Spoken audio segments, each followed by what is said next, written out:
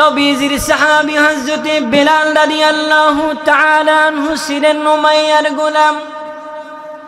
নবীজির সাহাবী হযরত বেলাল রাদিয়াল্লাহু তাআলা আনহু ছিলেন হাবশী গোলাম। হযরত বেলাল রাদিয়াল্লাহু তাআলা আনহু হাত দিয়া কাজ করে জবান দিয়া আল্লাহ আল্লাহ আহাদ আহাদ শব্দের জিকির করি। উমাইয়া ডাক দিয়া বলে, বেলাল রে, তুমি কার নামের জিকির করো? বেলাল ডাক দিয়া বলে, আমি আমার মালিকের নামের জিকির করি। উমাইয়া তো খুশি, কারণ বেলালের মালিক তো উমাইয়া। উমাইয়া মনে মনে চিন্তা করে, বেলালের মালিক তো আমি, আর বেলাল তো আমার নামের জিকির করে। উমাইয়া ডাক দিয়া বলে, বেলাল রে, আগামী কাল থেকে তোমার আর কোনো কাজ করতে হবে না, আমি তোমার প্রমোশন করে দিলাম, আমি তোমাকে সমস্ত গোলামদের সরদার বানিয়ে দিলাম। বেলাল ডাক দিয়া বলে, কিছুই তো বুঝলাম না, হঠাৎ করে আমার এমন প্রমোশন কেন?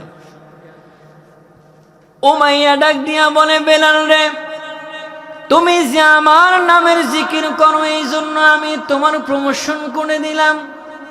বেলাল ডাক দিয়া বলে, না না, আমি তো তোমার নামের জিকির করি না, আমি আমার মালিকের নামের জিকির করি। উমাইয়া ডাক দিয়া বলে, বেলাল রে, আমি ছাড়া তোমার আর কোনো মালিক আছে নাকি? আমি ছাড়া তোমার আর কোনো মালিক আছে নাকি রে বেলাল? এবার নবীজির সাহাবী হযরত বেলাল রাদিয়াল্লাহু তাআলা আনহু ডাক দিয়ে বলে, আমার মালিক শুধুমাত্র আমারই মালিক নন, বরং তোমারও মালিক। উমাইয়া আরো টেনশনে পড়ে গেছে, এ বেলাল, আমার তো কোনো মালিক নাই। এ বেলাল, তুমি কোন মালিকের কথা বলো? এ বেলাল, তোমার সেই মালিকের পরিচয় দাও। এবার নবীজির সাহাবী হযরত বেলাল রাদিয়াল্লাহু তাআলা আনহু বলেন, মাথার উপরে খুঁটিবিহীন যে আসমান তুমি দেখতে পাও, তোমার দু পায়ের তলায় সুবিশাল যে জমিন তুমি দেখতে পাও, রাতের আকাশে যে চন্দ্র আর তারকারা যে তুমি দেখতে পাও, সকালবেলা যে আকাশে সূর্য তুমি দেখতে পাও, তোমার দু চোখ যত দূর যায়, গাছপালা, নদী নালা, পাহাড় পর্বত যা কিছু তুমি দেখতে পাও, এই সব কিছুর সৃষ্টিকর্তা যিনি, আমার মালিক আল্লাহ হলেন তিনি। কাদেরে কুদ রত্তদারি বরকামাল, আন্তা রব্বি আন্তা হাসবি জুল জালাল। উমাইয়ার মাথা গরম। উমাইয়া ডাক দিয়া বলে, বেলাল রে, এ বেলাল, তুমি খাবে আমার, পড়বে আমার, আর জিকির করবে আল্লাহর, এটা কখনো মেনে নেওয়া যায় না। আচ্ছা বলেন তো, উমাইয়া কি, বেলাল কি নিজেরটা খায় নাকি উমাইয়ারটা খায়? নিজেরটা খায়। আজকাল পোলাবানদেরকে যদি জিজ্ঞাসা করা হয়, এই বিয়ে শাদী করো না কেন, কয় হুজুর আগে নিজের পায়ে দাঁড়াই। কার পায়ে দাঁড়াই? নিজের পায়ে আগে দাঁড়াই। আরে মিয়া, তুমি এখন কার পায়ে দাঁড়াস? উমাইয়া ডাক দিয়া বলে, বেলাল রে, তুমি খাবে আমার আর পড়বে আমার, খাবে আমার, পড়বে আমার, আর জিকির করবে আল্লাহর, এটা কখনো মেনে নেওয়া যায় না। এ কে কোথায় আসছস? বেলালকে বন্দি কর। হযরতে বেলাল রাদিয়াল্লাহু তাআলা আনহুকে বন্দি করা হলো। রাতের বেলায় হযরতে বেলাল রাদিয়াল্লাহু তাআলা আনহুকে গাছের সাথে বেঁধে হযরতে বেলালকে পিটানো হইত। দিনের বেলায় উত্তপ্ত গরম বালুর উপরে শোয়া বুকের উপরে পাথর চাপা দিয়া রাখত। আর হযরতে বেলাল রাদিয়াল্লাহু তাআলা আনহুর পিঠের চামড়াগুলো পসপস পসপস করে জ্বলত। এরপরেও হযরতে বেলাল রাদিয়াল্লাহু তাআলা আনহু জবান দিয়ে আল্লাহ আল্লাহ আহাদ আহাদ শব্দের জিকির করত। উমাইয়ার লোকেরা হযরতে বেলাল রাদিয়াল্লাহু তাআলা আনহুর জিহ্বার মধ্যে পেরেক লাগিয়ে দিয়েছে। এরপরেও হযরতে বেলাল রাদিয়াল্লাহু তাআলা আনহু নবীজির সাহাবী হযরতে বেলাল রাদিয়াল্লাহু তাআলা আনহু জবান দিয়ে আল্লাহ আল্লাহ আহাদ আহাদ শব্দের জিকির করত।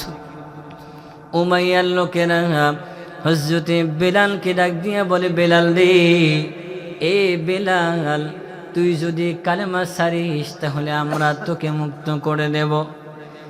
এ বেলাল, তুই যদি কালেমা ছাড়িস তাহলে আমরা তোকে মুক্ত করে দেব, আর তুই যদি কালেমা না ছাড়িস তাহলে আমরা তোকে মারতে মারতে মেরেই ফেলবো। নবীজির সাহাবী হযরতে বেলাল রাদিয়াল্লাহু তাআলা আনহু ডাক দিয়ে বলে, হে উমাইয়ার লোকেরা, ভালো করে শুনে রাখো, আল্লাহ রব্বুল আলামিন আমাকে জীবন দিয়েছে। এই জীবন পাওয়ার পর আমি রসুলের হাতে হাত রেখে কালেমা পড়ে মুসলমান হয়েছি। রসুলের হাতে হাত রেখে কালেমা পড়ে মুসলমান হওয়ার কারণে তোমরা আমাকে শাস্তি দিতেছ, আমাকে তোমরা মারতেছ।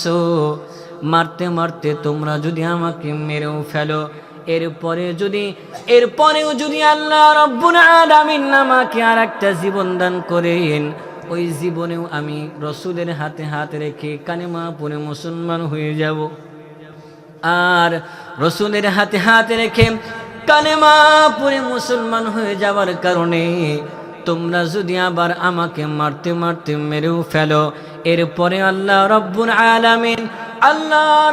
আলামিন যদি একবার নয় দুইবার নয় শত শতবার আমাকে জীবন দান করেন, ওই জীবনেও আমি বেলাল রসুলের হাতে হাত রেখে কালেমা পড়ে মুসলমান হয়ে যাব।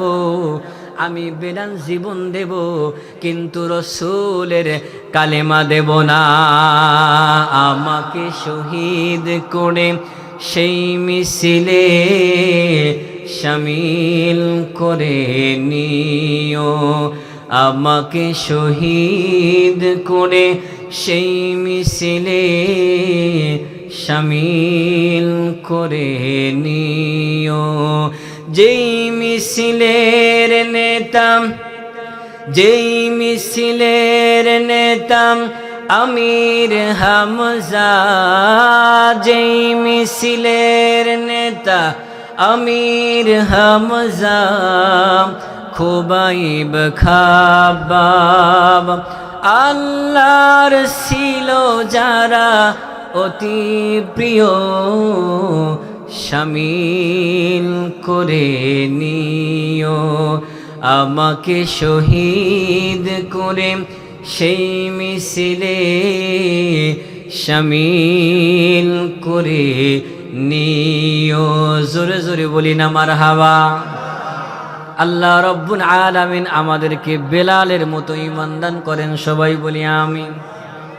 আমার মাঝে মাঝে মনে হয় হযরতে বেলালকে আল্লাহ তাআলা কোনো কিছু না দিলেও হযরতে বেলালকে আল্লাহ তাআলা এমন পাকা পুক্ত শক্ত ঈমান দান করেছেন, হযরতে বেলাল রাদিয়াল্লাহু তাআলা আনহু বাতিলের সামনে মাথা নত করেন। আমরা মনে করি হযরতে বেলালের না জানি কত টাকা পয়সা ছিল, তাই না? কিচ্ছু ছিল না। হযরত বেলাল রাদিয়াল্লাহু তাআলা আনহুর একটাই পরিচয় ছিল, আর তা হলো রসুলের সাহাবী আর উমাইয়ার গোলাম। টাকা পয়সা অর্থ সম্পদ পদ পদবীর কারণে যদি জান্নাত পাওয়া যাইতো, তাহলে রসুলের সাহাবী হযরতে বেলাল রাদিয়াল্লাহু তাআলা আনহু জীবনে কোনোদিন জান্নাতে যাইতে পারতেন না।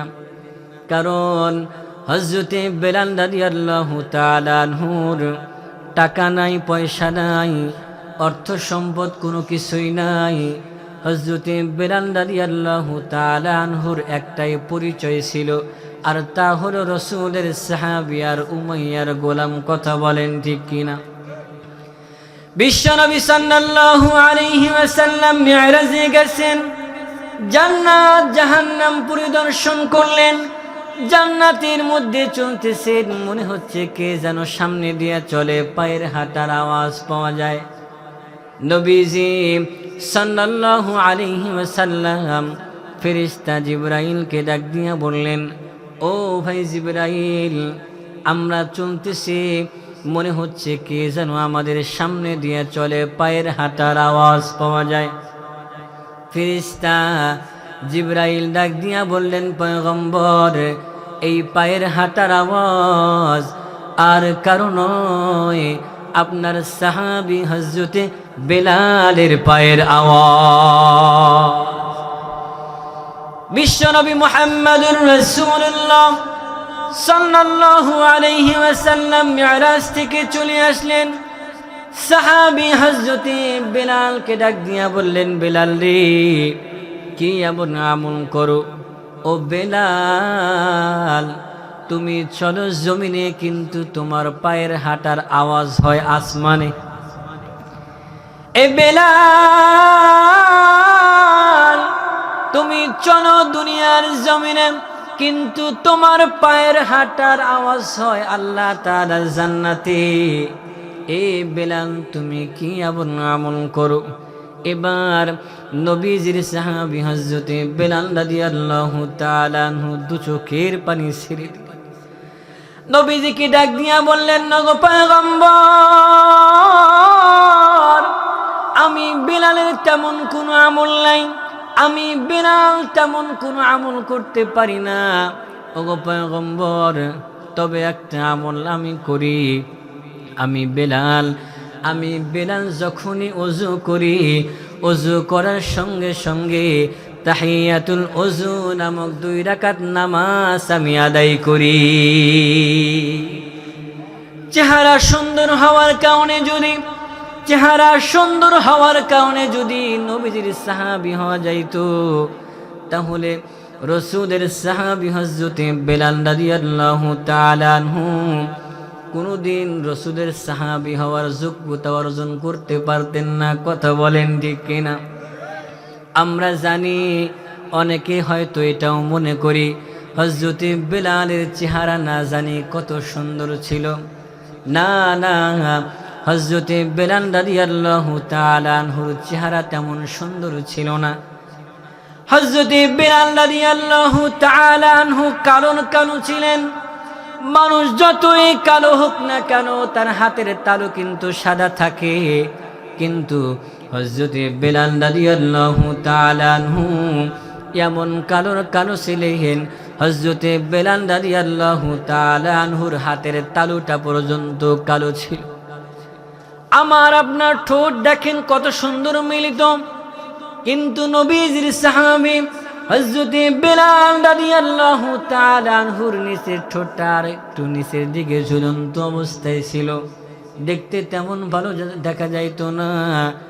কণ্ঠ সুন্দর হওয়ার কারণে যদি মসজিদে নববীর মুয়াজ্জিন হওয়া যাইতো, তাহলে রাসূলের সাহাবী হযরতে বেলাল রাদিয়াল্লাহু তাআলা আনহু কোনদিন মসজিদে নববীর মুয়াজ্জিন হইতে পারতেন না।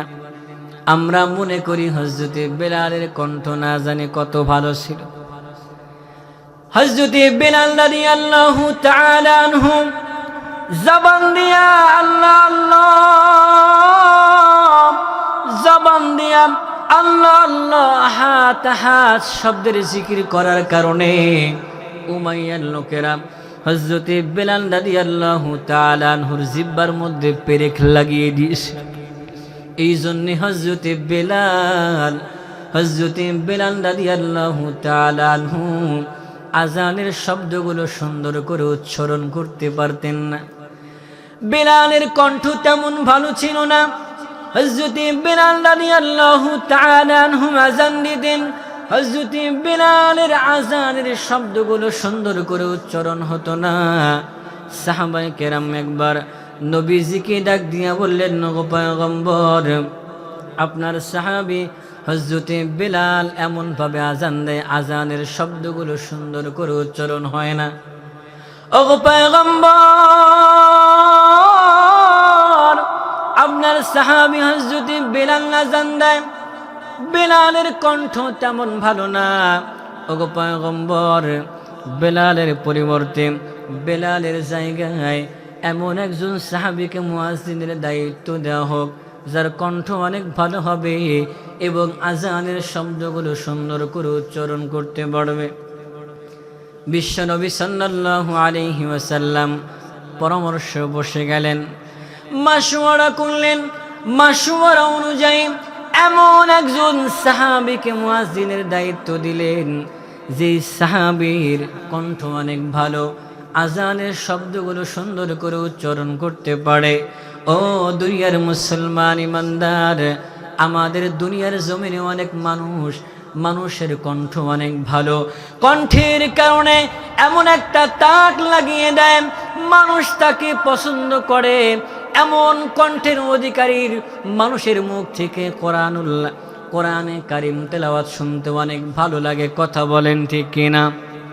নবীজি সাল্লাল্লাহু আলাইহি ওয়াসাল্লাম পরামর্শ অনুযায়ী এমন একজন সাহাবীকে মুয়াজ্জিনের দায়িত্ব দিলেন, যে সাহাবীর কণ্ঠ অনেক ভালো, আযানের শব্দগুলো সুন্দর করে উচ্চারণ করতে পারে। বিশ্বনবী সাল্লাল্লাহু আলাইহি ওয়াসাল্লামের সাহাবী হযরত বিলাল রাদিয়াল্লাহু তাআলা আনহু বাড়িতে চলে গেলেন। জায়নামাজের মুসল্লায় দাঁড়িয়ে হযরত বিলাল রাদিয়াল্লাহু তাআলা আনহু আল্লাহ রাব্বুল আলামিনকে ডাক দিয়ে বললেন, নগো আল্লাহ, আমি বেলালকে তেমন চেহারা দিলা না, তাতে কোনো দুঃখ নাই। আমি বেলালের টাকা নাই, পয়সা নাই, অর্থ সম্পদ কোনো কিছুই নাই, তাতে আমার কোনো দুঃখ নাই। ওগো পয়গম্বর, আমি বেলালকে যদি একটু কণ্ঠ দিতা, তাহলে যতদিন পর্যন্ত আপনার নবী, যতদিন পর্যন্ত আপনার বন্ধু মুহাম্মাদুর রাসূলুল্লাহ সাল্লাল্লাহু আলাইহি ওয়াসাল্লাম জীবিত থাকে, ততদিন পর্যন্ত আপনার নবীকে ভাঙ্গা কণ্ঠে আযান শোনাতে চাই। আল্লাহ রাব্বুল আলামিন হযরত বিলালের দোয়া ফেরেশতা জিবরাইলকে পাঠায়া দেন। ফেরেশতা জিবরাইল ডাক দিয়া বলে, পয়গম্বর, আপনার সাহাবী হযরত বিলাল যতক্ষণ পর্যন্ত আযান না দিবে, ততক্ষণ পর্যন্ত আমি আল্লাহ রাব্বুল আলামিন ঘোষণা দিয়েছেন, হযরত বিলাল যতক্ষণ পর্যন্ত আযান না দিবে, ততক্ষণ পর্যন্ত ফজরের সময় দিবেন না। লা ইলাহা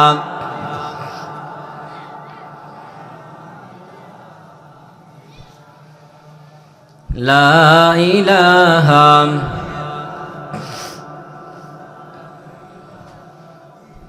লা ইলাহা ইল্লাল্লাহ, লা ইলাহা।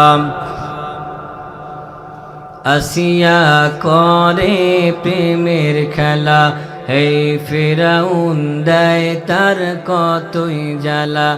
এই আসিয়া করে প্রেমের খেলা, এই ফিরাউন দেয় তার কতই জ্বালা। উপর থেকে হুকুম আসে, বেহেশতের ওই তালা খোলা। লা ইলাহা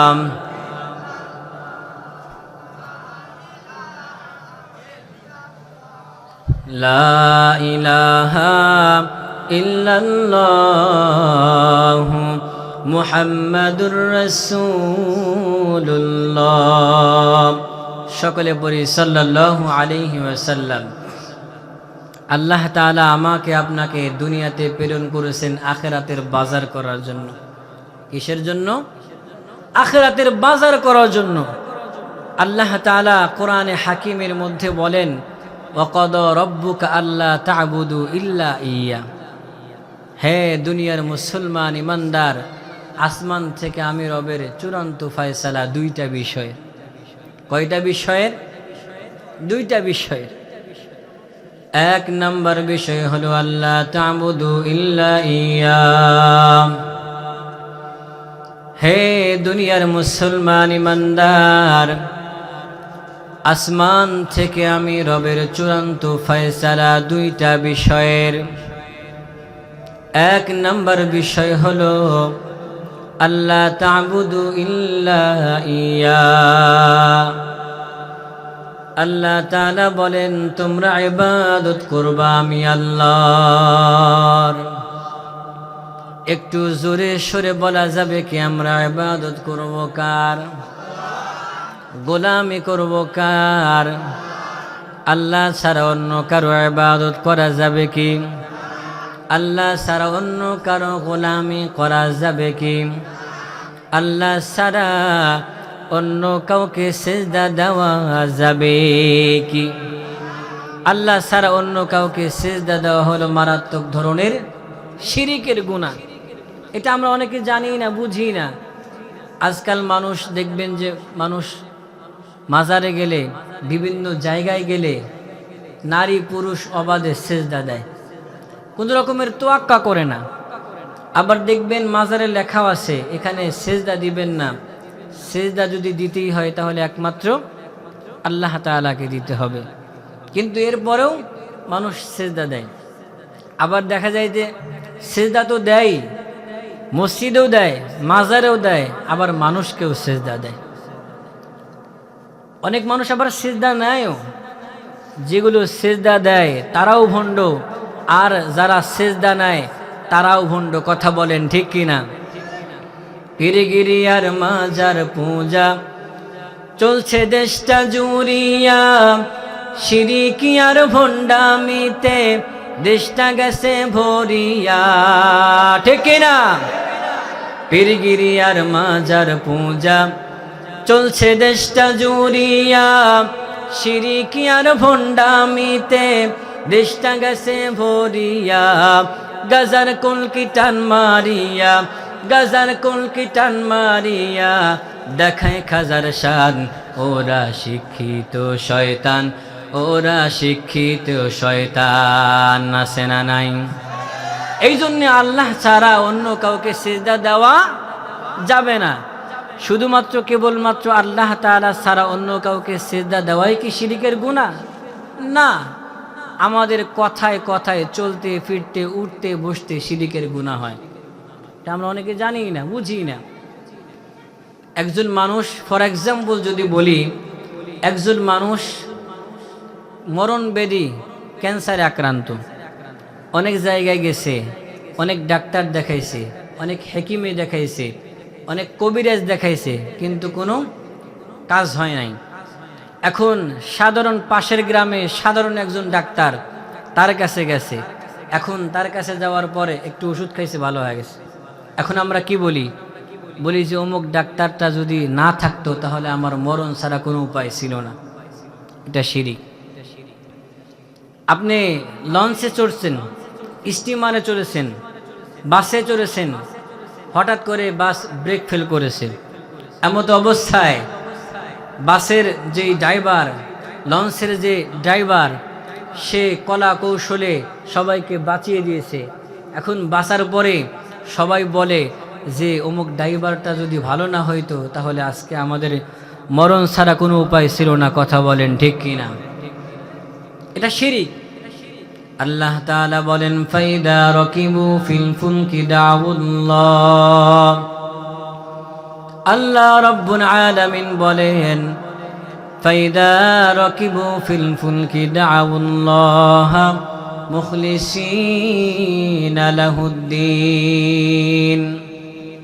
হে দুনিয়ার মুসলমান ইমানদার, কেউ যখন নদী পথে যাত্রা করে, উত্তর তরঙ্গমালার ঢেউ যখন, উত্তর তরঙ্গমালার ঢেউ যখন তাকে আচ্ছন্ন করে রাখে, মানুষ তখন একনিষ্ঠভাবে মুখলিসিনা লাহুদ্দিন একনিষ্ঠভাবে আল্লাহ রব্বুল আলামিনকে ডাকতে থাকে। কথা বলেন ঠিক কিনা? আল্লাহ রব্বুল আলামিন বলেন, এমন মানুষকে আমি যখন তাকে মরণ ব্যাধি ক্যান্সার থেকে আমি যখন তাকে মুক্তি দিলাম, লঞ্চ স্টিমারের যাত্রা পথে বিপদ থেকে আমি আল্লাহ রব্বুল আলামিন যখন তাকে মুক্তি দিলাম, রোড অ্যাক্সিডেন্টের কবল থেকে আমি আল্লাহ রব্বুল আলামিন যখন তাকে মুক্তি দিলাম, তখন ওই বান্দা মুক্তি পাওয়ার পর আমি আল্লাহ রব্বুল আলামিনের সঙ্গে শিরিক করতে থাকি। আল্লাহ রব্বুল আলামিন বলেন, ইন্নাল্লাহা লা ইয়াগফিরু আন ইউশরাকা বিহি ওয়া ইয়াগফিরু মা দুনা যালিকা লিমান ইয়াশা। আল্লাহ রব্বুল আলামিন বলেন, দুনিয়ার মুসলমান ইমানদার কেউ যদি আমার কাছে পাহাড় সম পরিমাণে ইবাদত নিয়ে আসে, কি নিয়ে আসে? কেউ যদি আমার কাছে পাহাড় সম পরিমাণে ইবাদত নিয়ে আসে, মুসলমান ইমানদার, 1 মণ দুধের মধ্যে যদি 1 ফোঁটা পরিমাণ ছাগলের চোনা পড়ে যায়, মুসলমান ইমানদার 1 মণ দুধের মধ্যে যদি 1 ফোঁটা পরিমাণ ছাগলের চোনা পড়ে যায়, 1 ফোঁটা ছাগলের চোনা পড়ে যাওয়ার কারণে ওই দুধ যেরকম ভাবে নাপাক হয়ে যায়, আল্লাহ রব্বুল আলামিন বলেন, হে দুনিয়ার মুসলমান ইমানদার, ভালো করে শুনে রাখো, কেউ যদি আমার কাছে পাহাড় সম পরিমাণে ইবাদত নিয়ে আসে, আর ওই পাহাড় সম পরিমাণে ইবাদতের মধ্যে যদি সামান্যতম শিরিকের গন্ধ থাকে, কিসের গন্ধ? আরো জোরে বলেন না, কিসের গন্ধ?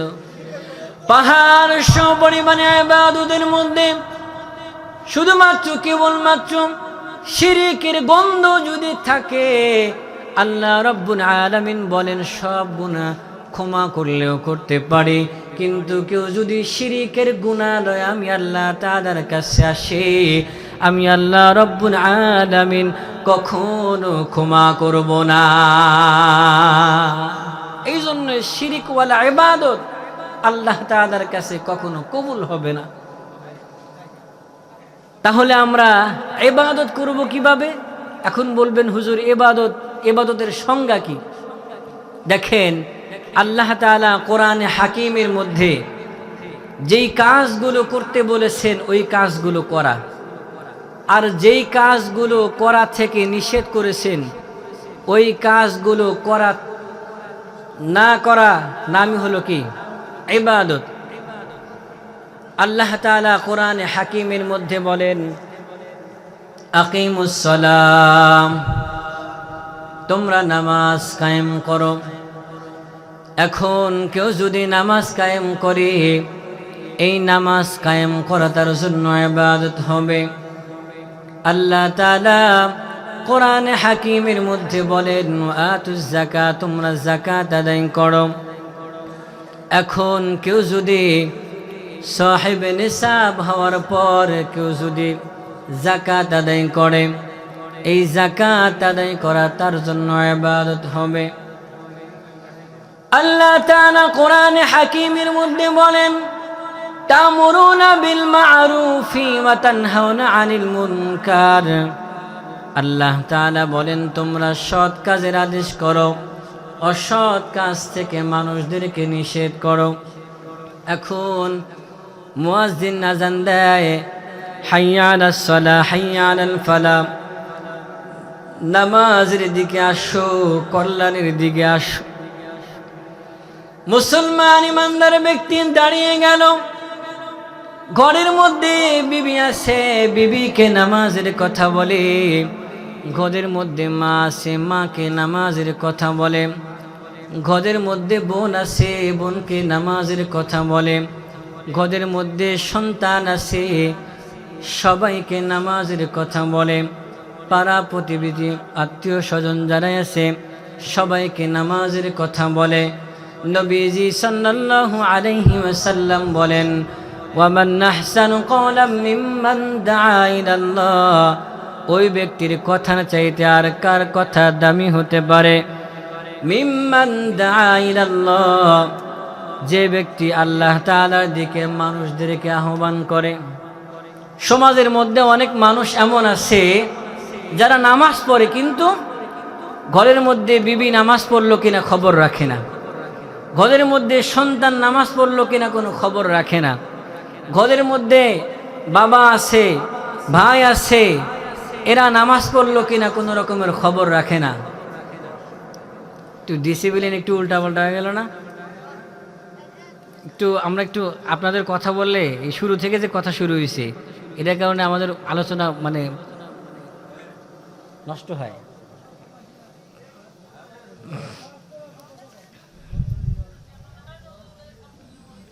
একটু জিকির করি লা ইলাহা, নাম শুনছেন না সবাই? হ্যাঁ, শোনা যায়? হ্যাঁ, অল্প সময় বয়ান করব আজকে। বয়ান এরকম আমি আমার নিজের কথার ব্যালেন্স নিজেই পাইতেছি না।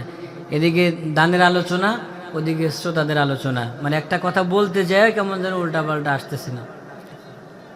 আধা ঘন্টা একটু থাকেন। বিশ্বনবী মুহাম্মদুর রাসূলুল্লাহ সাল্লাল্লাহু আলাইহি ওয়াসাল্লামের একজন স্ত্রী আম্মা জান খাদিজাতুল কুবরা রাদিয়াল্লাহু তাআলা আনহা, যিনি নবীজিকে অনেক মুহাব্বত করতেন, অনেক ভালোবাসতেন। কথা বলেন ঠিক কিনা?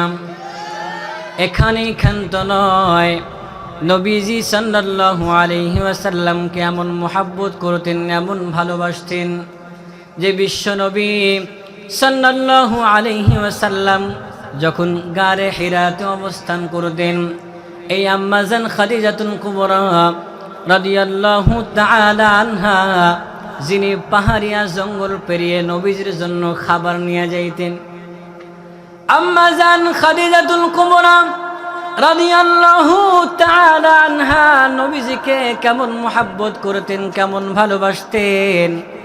মক্কার মধ্যে সবচাইতে ধনাঢ্যবান নারী ছিলেন আম্মা জান খাদিজাতুল কুবরা। ও মুসলমান ইমানদার, আম্মা জান খাদিজাতুল কুবরা রাদিয়াল্লাহু তাআলা আনহার সমস্ত ধন সম্পত্তি আল্লাহ এবং তার রাসূলের জন্য ওয়াকফ করে দিয়েছে। বিশ্বনবী মুহাম্মদুর রাসূলুল্লাহ সাল্লাল্লাহু আলাইহি ওয়াসাল্লাম আম্মা জান খাদিজাতুল কুবরা রাদিয়াল্লাহু তাআলা আনহার ব্যাপারে বলেন, নবীজি সাল্লাল্লাহু আলাইহি ওয়াসাল্লাম তিনি যখনই দরজায় কড়া নাড়তেন, দরজায় যখন টোকা দিতেন, নবীজি সাল্লাল্লাহু আলাইহি ওয়াসাল্লাম বলেন, কোনোদিন খাদিজার দরজায় একটা টোকার কাছে কখনো দুইটা টোকা দেওয়া লাগে নাই।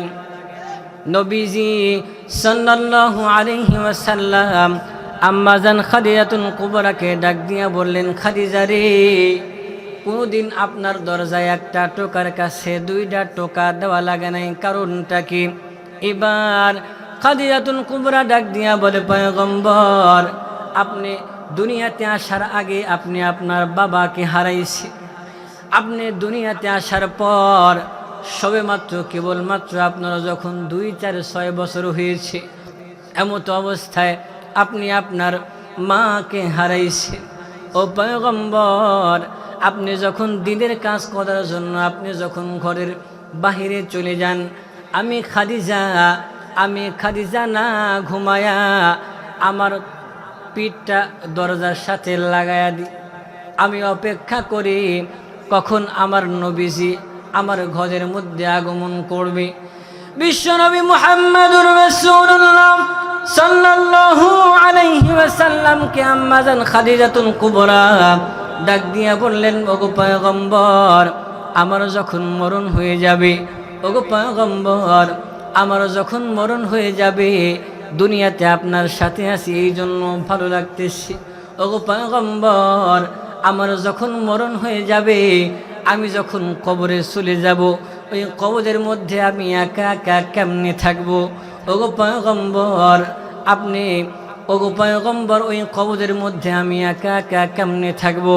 এবার পয়গম্বর ডাক দিয়া বললেন, খাদিজা রে, ওই কবরের মধ্যে তোমার একা থাকা লাগবে না। ও খাদিজা, আপনি যখন কবরে চলে যাবেন, ওই কবরে যাওয়ার সঙ্গে সঙ্গে আমার দুইজন স্ত্রী আপনার সঙ্গে সাক্ষাৎ করবে। কয়জন স্ত্রী? দুইজন স্ত্রী। এক নাম্বার হলো মরিয়ম, দুই নাম্বার হলো ফেরাউনের স্ত্রী আসিয়া।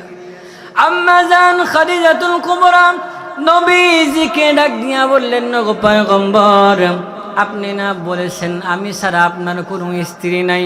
ওগো পয়গম্বর, তাহলে এই দুইজন স্ত্রী আপনার কোত্থেকে আসবে?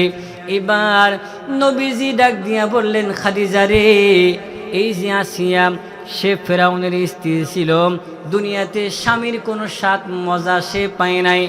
ও খাদিজা, এই আসিয়া ফেরাউনের দেওয়া যত রকমের যারা নির্যাতন আছে সব রকমের নির্যাতন সে সহ্য করেছে। ও খাদিজা, এই আসিয়াও তোমার সঙ্গে সাক্ষাৎ করবে। এবার খাদিজাতুল কুবরা ডাক দিয়া বলে, পয়গম্বর, এই কবরের মধ্যে যখন আমাকে রাখা হবে তখন তিনটা প্রশ্ন করা হবে। এক নাম্বার প্রশ্ন হলো মান রব্বুকা, দুই নাম্বার প্রশ্ন হলো আমান দীনুকা, তিন নাম্বার প্রশ্ন হলো আবার নাবিয়ুকা। ও পয়গম্বর, ওই কবরের মধ্যে আমি ওই প্রশ্নের জবাবগুলো আমি কেমনে দেখব? ও পয়গম্বর, আমাকে যখন কবরস্থ করা হবে এমত অবস্থায় দুনিয়ার সমস্ত মানুষ যখন কবর ছেড়ে চলে যাবে, ও পয়গম্বর, আপনি কিন্তু এই কবর ছেড়ে চলে যাবেন না। আপনি কবরের উপর দাঁড়ায়া আপনি আমার পক্ষ থেকে এই প্রশ্নগুলোর উত্তর দিয়া দিবেন। এবার নবীজি ডাক দিয়া বললেন, খাদিজা রে, এটা দুনিয়া না, কবর হলো এমন একটা জায়গা একজনের প্রশ্নের উত্তর আর একজন দিতে পারে না। খাদিজাতুল কুবরা ডাক দিয়া বলে, ওগো পয়গম্বর, আমি আপনাকে দুইটা ওসিয়ত করতে চাই। এক নাম্বার ওসিয়ত হলো, পয়গম্বর, আমার যখন মরণ হয়ে যাবে আপনি দুনিয়ার কোনো কাপড় দ্বারা আমাকে কাফন দিবেন না।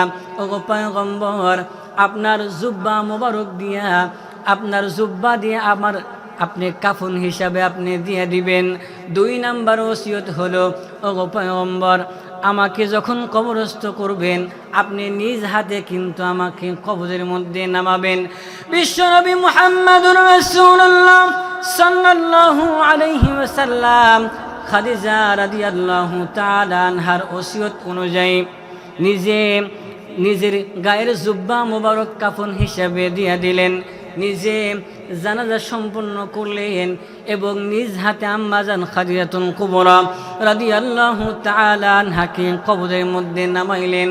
ও মুসলমান ইমানদার, মানুষকে যখন কবরের মধ্যে নামানো হয়, কবরের মধ্যে রাখা হয়, এমত অবস্থায় কিন্তু তার মুখটা চেহারা কিন্তু কিবলার দিকে করা হয়। কথা বলেন ঠিক কিনা?